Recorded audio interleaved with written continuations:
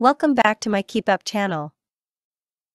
American media goes cold on Harry and Meghan. Fox says they're on track to become most hated royals ever. NBC slams couple for taking no responsibility for royal rift, and CNN says palace must respond to very serious allegations. America's media reacted to the final 3 episodes of Harry and Meghan's bombshell Netflix series with shock and distaste on Thursday, with opinion columnists labeling the pair the most hated royals ever, while morning news presenters asked, "Goodness me, what will William be thinking?"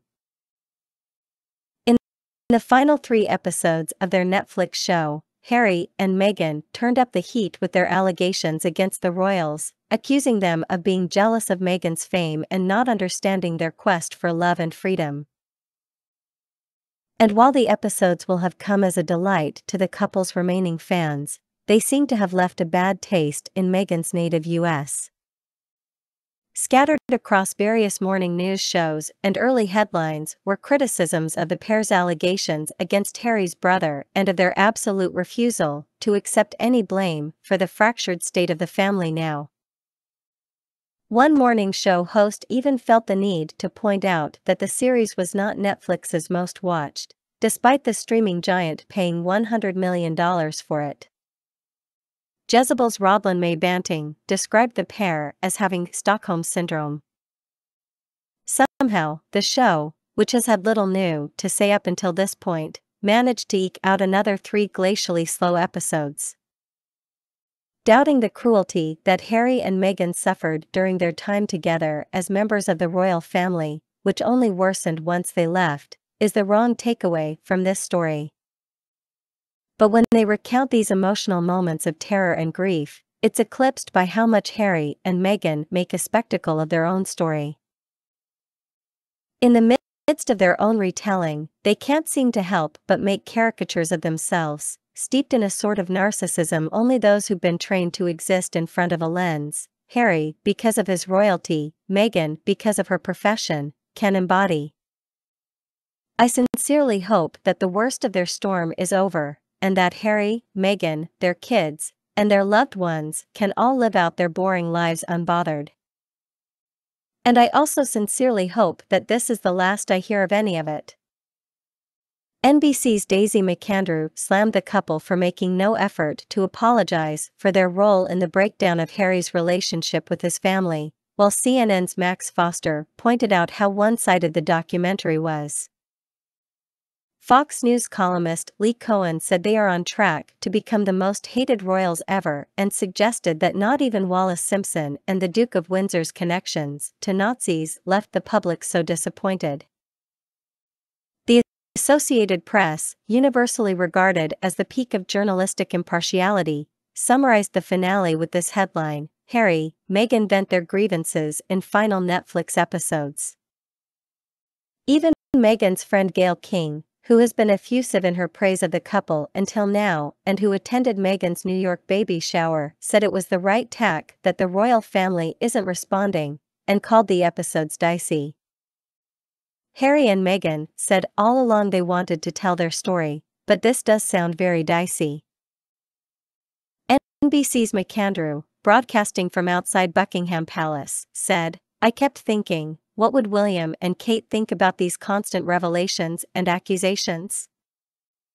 It's very often when you have a family row, if you want to try to patch it up, you'll take some responsibility. There was nothing of that from Harry and Meghan, from how perhaps they might take a little responsibility of how things have gone wrong. There can be very little coming back. All these accusations about William behaving badly, William shouting and screaming, William being unkind to his brother." She added that Harry's relationship with King Charles III got worse today. Keir Simmons, another NBC reporter, said, "Goodness me, what will William be thinking this morning?" In the Today Show studio, host Hoda Kotb refrained from giving her assessment of Harry and Meghan's comments, but she did point out the series was knocked off the #1 most watched spot by the Addams Family series, Wednesday. It's not in the #1 slot. It's in the #2 slot. Wednesday is in the number 1 slot, she said. Last week, her co-anchor Savannah Guthrie kicked off coverage of the first 3 episodes by thanking the correspondents for watching the series so we don't have to. Fox's Cohen said they were on track to become the most hated royals ever and that Harry was following in the footsteps of the reviled Duke of Windsor. Like the Windsors before them, the Sussexes have fallen out of favor in Britain for their indecorous behavior.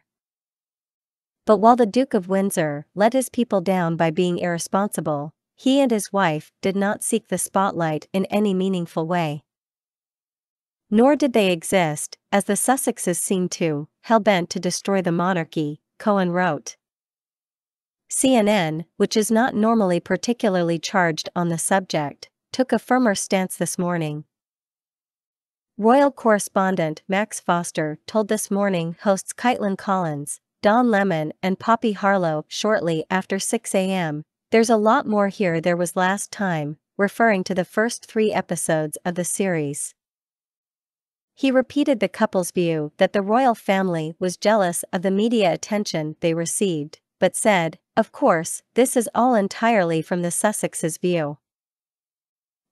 CNN's Foster urged the palace to this time issue a response, explaining, "There are some really severe allegations here. They have to give some sort of response." Spanish newspaper El País ran a column this week titled "When There's Nothing Left to Reveal." With their Netflix docuseries, the Duke and Duchess of Sussex have added little more than a few extra details about the royal family to their well-known narrative. Just what is their endgame? Asked writer Maria Porcel. The couple did win over one reporter, ABC's James Long, who claimed there was a generational divide in the UK, and that they are very popular among younger people. "It's early days, people are really interested to hear from them. Seeing Meghan hearing how this has impacted her, I think that is landing with people. There's a big generational divide. The polls say they're very unpopular here, but I think among younger people Harry and Meghan are really popular in this country. Overall it's a missed opportunity for Britain," he said. In his radio show earlier this week, Howard Stern said the pair were acting like whiny little yes. "It's been painful. I wouldn't stay with it, but my wife wants to watch it, so, we have shows we watch, but they come off like such whiny s. I gotta tell you man, I just don't get it. I feel bad for Prince Harry losing his mother and all that, so you got my empathy there. But Jesus Christ, when those two start whining about wah, and they don't like me and she wants to be beloved in this country, but man, oh man, it's just very weird to watch two people who keep screaming, we wanted our privacy, we wanted the press to leave us alone. And then what is there special that they put out on Netflix, showing you them and their kids and their life? It's like the Kardashians except boring. You know what I mean? The final 3 episodes begin with Harry and Meghan's magical Windsor wedding, but then takes a turn into how they were unfairly treated by the royals and the media afterwards. Harry describes an intense meeting with King Charles III, Prince William and the late Queen Elizabeth II, during which he claims William yelled and screamed, and the Queen sat quietly, taking it all in. The couple share yet more intimate photos and videos from the multi-million-dollar mansion they were loaned by Hollywood superstar Tyler Perry, who also makes an appearance. Serena Williams is also featured. Netflix is said to have paid a whopping $100 million for a multi-show deal with the couple. The docuseries is the pinnacle of that partnership. Source: dailymail.co.uk. Please like, share, and subscribe. Thank you for watching.